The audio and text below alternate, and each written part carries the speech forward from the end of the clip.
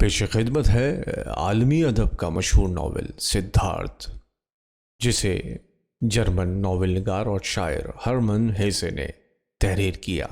इसका उर्दू तर्जुमा किया है याकूब यावर साहब ने, और मैं हूं आपके साथ फैसल सईद जरगाम।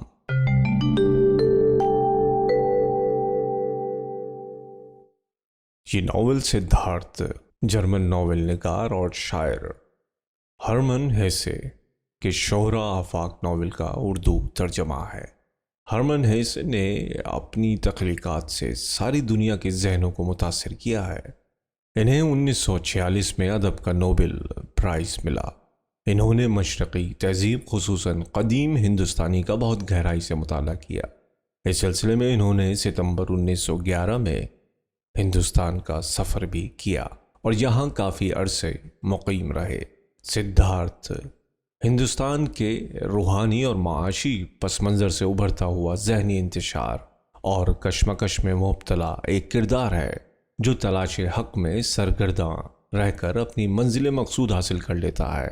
सिद्धार्थ और गौतम बुद्ध के किरदारों और इनके ख्यालात में यकसानियत के बावजूद दोनों किरदारों की इनफरादियत को बरकरार रखना हरमन हेसे का कारनामा है। इस नावल में कदीम हिंदुस्तानी रस्म व रिवाज और तहजीब की खूबसूरत अक्कासी के साथ ही ज़िंदगी का मकसद और इंसानी नफ्सियात से बहस की गई है।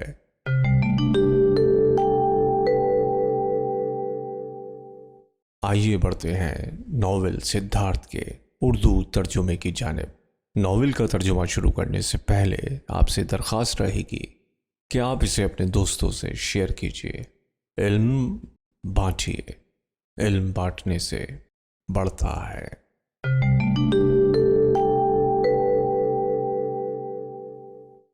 हिस्सा अव्वल, बाब नंबर 1, बरहमन ज़ादा।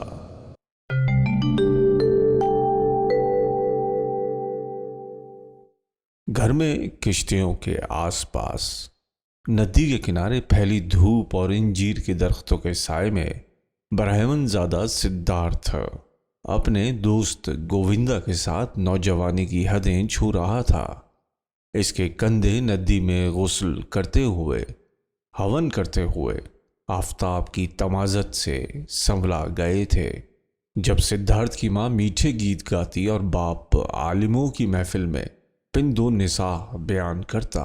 वो अपने दोस्तों के साथ आम के दरख्तों के साए में खेलता और साए इसके सर से दुआओं की तरह गुजरते। कम उम्री में ही सिद्धार्थ आलिमों से मुबाहिसे करता और गोविंदा के साथ ध्यान और गौर व फिक्र का रियाज करता। उसने खामोशी के साथ दिल की गहराइयों से ओम की अदायगी सीखी। जब वो सांस खींचकर बाहर छोड़ते हुए ओम कहता तो उसका चेहरा पाकीज़गी रूह से मुनव्वर हो जाता। उसने कुल कायनात पर बसीत परमात्मा को अपनी आत्मा की गहराइयों में पहचानना भी सीख लिया था। सिद्धार्थ की सलाहियतें और हुसूल इल्म की शदीद ख्वाहिश देखकर बाप मसरूर हो जाता। वो देख रहा था कि उसका बेटा एक आलिम, एक इबादत गुजार बरहमन बन रहा था। माँ को फ़ख्र था कि उसका बेटा तवाना और ख़ूबसूरत जिस्म का मालिक है। जब वो माँ को मौदबाना सलाम पेश करता तो उसकी आँखें जोश मुसर्रत व इंबिसात से नम हो जातीं। जब सिद्धार्थ गांव के रास्तों से गुजरता तो उसकी शहजादों जैसी आंखें और खूबसूरत जिस्म को देखकर बरहमन ज़ादियों के दिलों में मोहब्बत की शमें रोशन हो जाती। इसका दोस्त बरहमन ज़ादा गोविंदा इसे दूसरों से ज़्यादा चाहता था। इसे सिद्धार्थ की आंखों से मोहब्बत थी, इसकी आवाज़ से मोहब्बत थी, इसके पैरों की आहट से मोहब्बत थी, और इन सब से ज़्यादा वो सिद्धार्थ के ख्यालात, उसके आइनी इरादों, ज़बरदस्त क़ुव्वत इरादी और सलाहियतों से मुतासिर था। गोविंदा को यकीन था कि सिद्धार्थ एक बेवकूफ़ बरहमन, काहिल राज प्रोहत, लालची नजूमी, मगरूर वाइज, चापलूस पुजारी नहीं बनेगा, कभी नहीं। वो खुद भी इनमें से कुछ नहीं बनना चाहता था। वो दूसरे हजारों बरहमनों जैसा एक बरहमन नहीं बनना चाहता था। गोविंदा अपने अजीज दोस्त सिद्धार्थ के नक्शे कदम पर चलना चाहता था। उसने सोचा था कि जब कभी सिद्धार्थ इरफान हासिल करके अनवारे इलाही में गर्क हो जाएगा तो वो उसके दोस्त की तरह, उसके खादिम की तरह, उसके मुहाफिज की तरह, इसके साए की तरह साथ साथ रहेगा। सिद्धार्थ सबको प्यारा था, उसे देखकर सबके दिल मसरूर हो जाते। लेकिन सिद्धार्थ बजाते खुद खुश नहीं था। इंजीर के बागों की गुलाबी रहगुजारों में रवां, आम के दरख्तों के हल्के आसमानी साए में महवे इस्तगराक गुस्ले सहर के लिए जाता हुआ, आम के घने दरख्तों के नीचे हवन करता हुआ सिद्धार्थ, सबका प्यारा और दुलारा सिद्धार्थ मगबूम था। उसका दिल मसरत के दवाम से कोसों दूर था। बहती हुई नदी से, रात में टिमटिमाते सितारों से, सूरज की शुआओं से ख्यालात का तूफान उठता, मुख्तलिफ सवालात उठते और उसका दिल मगमूम हो जाता। पाक शोलों के धुएं से, ऋग्वेद की रचाओं और बरहमनों के बयानात से उठते हुए ये सवालात इसकी ज़मीर पर ताज़ियाने का काम करते और वो मगमूम हो जाता। सिद्धार्थ ने महसूस किया कि उसका दुरू नाआसूदगी का शिकार है। उसे लगा कि वालिदैन और गोविंदा की मोहब्बत उसे हमेशा खुश नहीं रख सकती, इनसे दायमी मुसर्रत की उम्मीद नहीं की जा सकती। वो सोचता, मेरे वालिद और असातिज़ा ने अपनी तमाम इल्मियत के निचोड़ से मेरे खाली जहन को पुर कर दिया है, फिर भी ये भरा नहीं है। दिमाग की तस्कीन नहीं हुई, रूह मुतमईन नहीं हुई, दिल अभी भी मुतजस्सिस है। गुस्ले सहर बेहतर तो है, लेकिन वो है तो पानी ही, पानी जिससे गुनाह नहीं धुलते। रूह की अफसुर्दगी का बार कम नहीं होता। इबादत और हवन ठीक है, लेकिन क्या यही सब कुछ है? क्या ये आमाल मसरत बख्श हैं? और देवता, क्या ये सच है कि प्रजापति ने कायनात की तख्लीक की है? क्या वो परमात्मा है तन्हा जिसने ये सब कुछ तख्लीक किया? क्या देवता भी हमारी तरह फानी नहीं है? तब क्या देवताओं की इबादत दुरुस्त और सही अमल है? तब इस एक परमात्मा को छोड़कर किसके लिए इबादत करें? और अगर परमात्मा हमारे वजूद में, हमारे अंदर मौजूद नहीं है तो उसे कहाँ तलाश करें? वो कहाँ है? वो दिल कहाँ धड़कता है? वो रूह कहाँ है?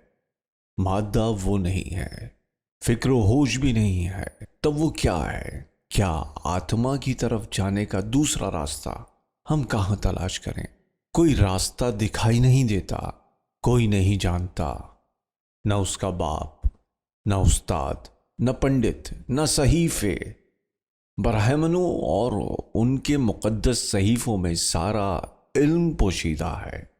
इन्होंने हर मौजू पर गुफ्तगू की है। कायनात की तख्लीक, आवाज़ का मुखरज, ग़िज़ा, इन्फास की आमद-ओ-रफ़्त, आज़ाए जिस्म, देवताओं के अमाल, बेपनाह इल्म है इनमें।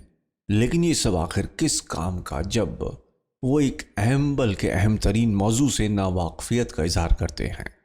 मुक़द्दस सहीफ़ों की बेशुमार ऋचाओं, खुसूसन साम वेद के उपनिषदों में इस मौजू पर बहस है। लिखा है, तुम्हारी आत्मा में ही कुल कायनात पोशीदा है। इसमें कहा गया है कि इंसान सोते में अपने वजूद के अंदर तय दर तय उतरता जाता है और आत्मा तक पहुंच जाता है।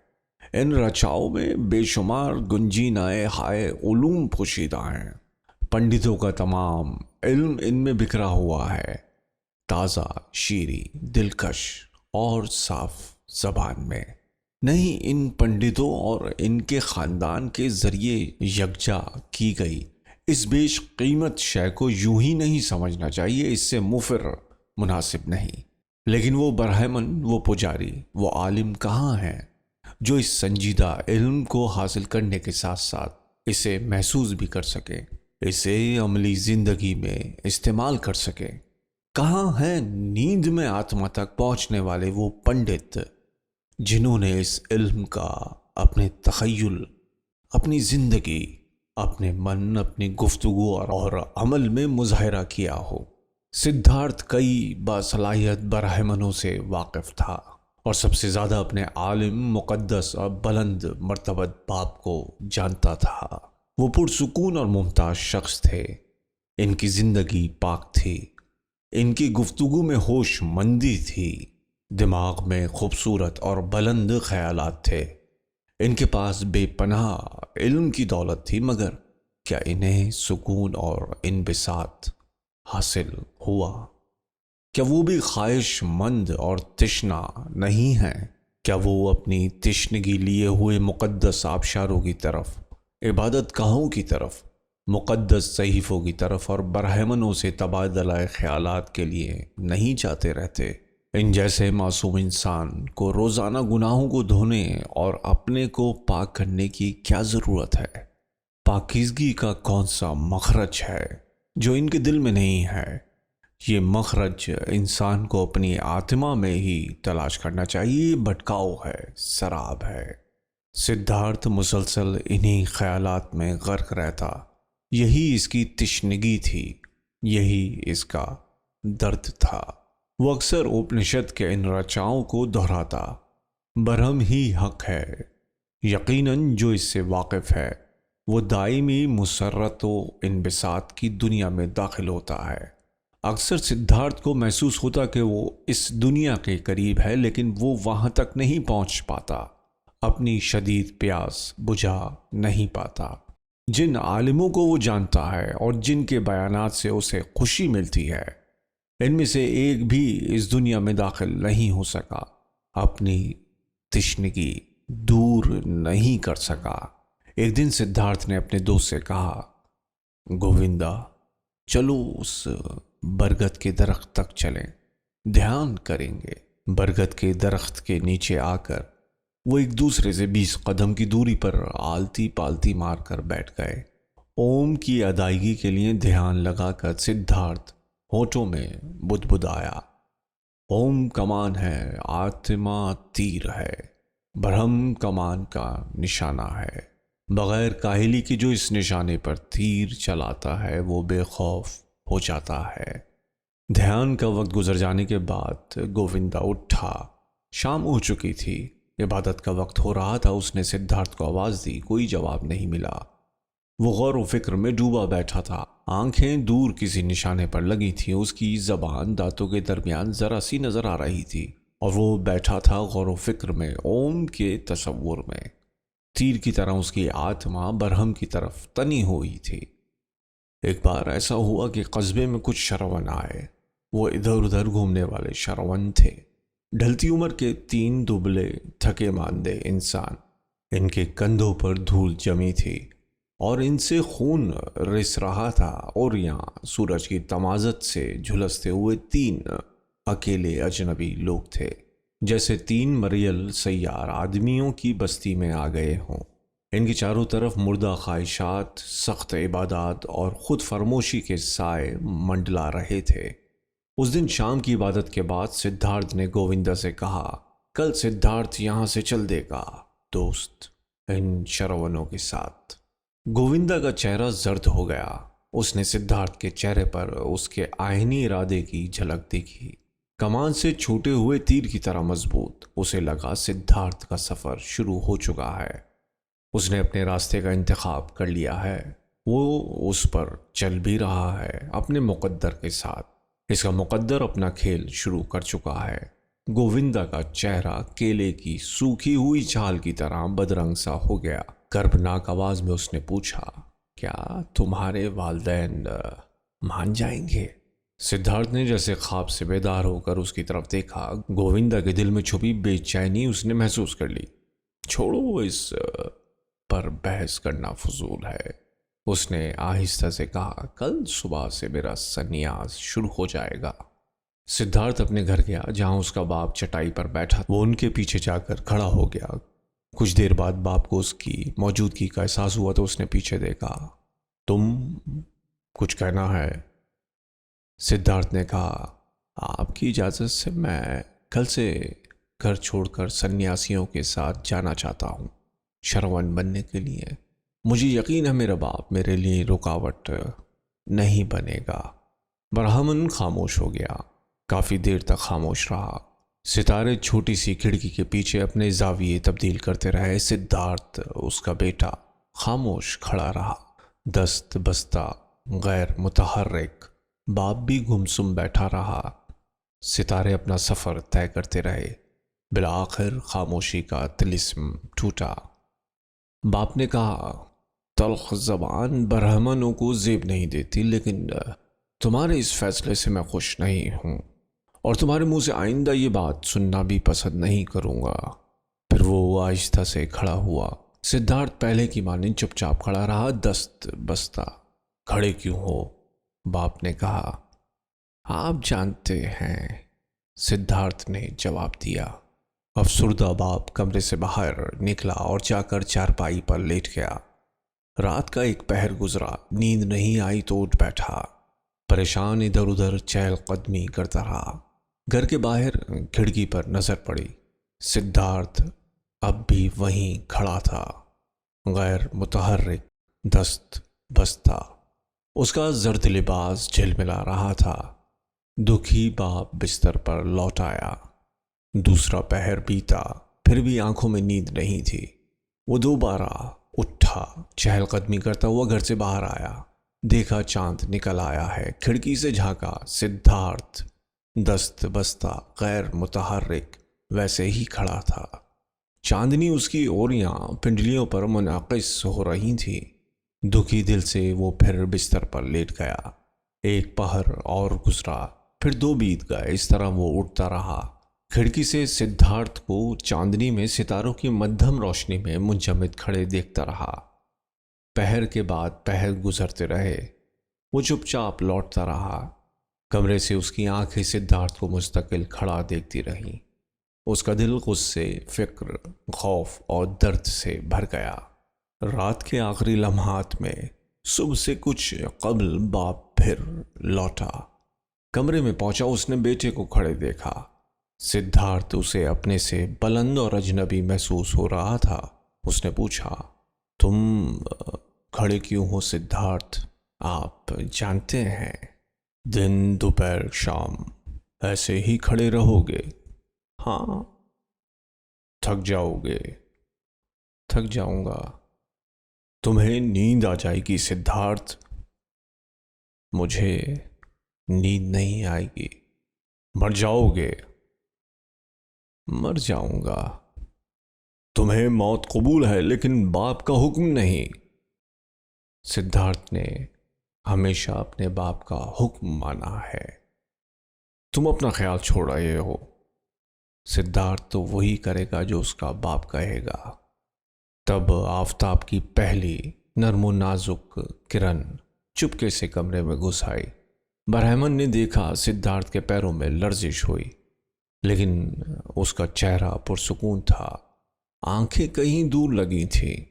उसे लगा सिद्धार्थ अब उसके साथ नहीं रह सकता। वो इन लोगों को छोड़ चुका है। ब्राह्मण ने धीरे से सिद्धार्थ के कंधे पर हाथ रखा।